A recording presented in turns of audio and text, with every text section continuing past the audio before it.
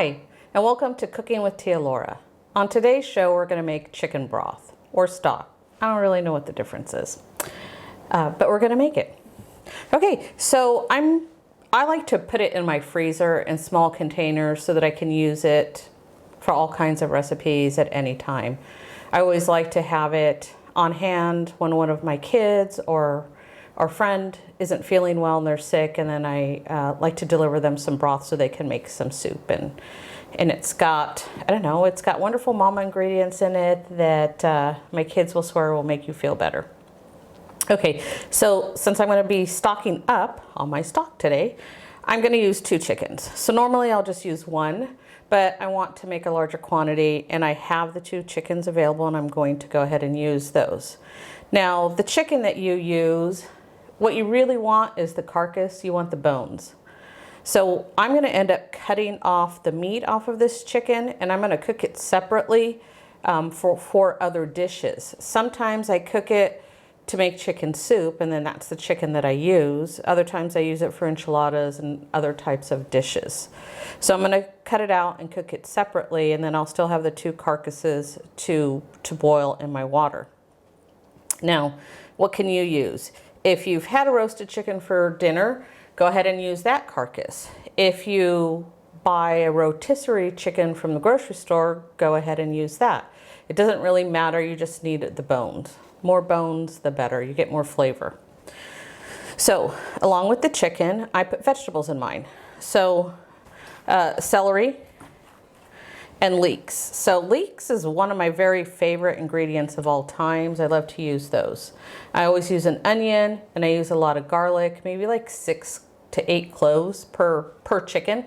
So I might use all of this garlic today. I also normally put in a couple of carrots. I just happen to be out of carrots right now. I didn't check before I started doing this, and my raw chicken can only last so long, so I don't have time to go to the store just to get carrots. So you do it with or without. And then salt. So in my house, my husband's on a low sodium diet, so I make this without salt. As those of you who have received our broth know, I always remind you, put salt in. There's no salt in it. So normally you put salt in it. In mine, I'm not going to, because that way I can use it for everybody in my house. Okay, so I've put my chicken into my stock pot, and like I said, I have 2 chickens in here. I've already removed the chicken breast and the thighs. I've left the wing and the leg meat on. The choice is yours if you want to leave some meat on or not. My vegetables are roughly chopped, so I have my celery, my leeks, I have 2 onions in here, and a bunch of garlic. So if you're going to use raw chicken like I am today, make sure that you clean out the cavity. So funny story, when I was about 21, I was living with my roommate Elaine. We had a turkey for some weird reason, and we cooked the turkey, and it's time for dinner. And I remember I wanted to impress the guy that I was seeing at the time. And Elaine cuts into the turkey and cuts into this plastic bag that has the giblets and neck and so on. Okay, we were really disgusted. I had no idea. I was 21 and a real novice cook. I'm happy to say that I've improved since then. Go ahead and fill the water almost to the top.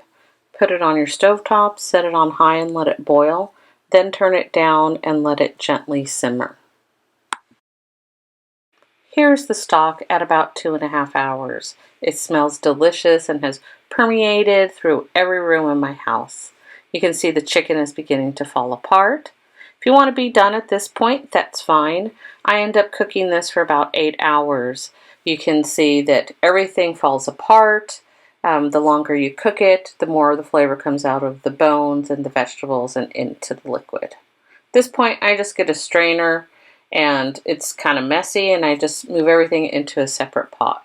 It really falls apart, so it takes me a little bit of time to get everything out of the pot. Now that I'm finished, you can see I filled up an entire other pot with the remains of the stock. But look at how beautiful that is, and it is delicious. Now I'm prepping this for the freezer, and I just take out these little containers that I have. I have lots of them. I go ahead and strain it a little bit more, and I just fill my containers up. Any size container works. You just need to make sure it can go in the freezer if that's what you want to do.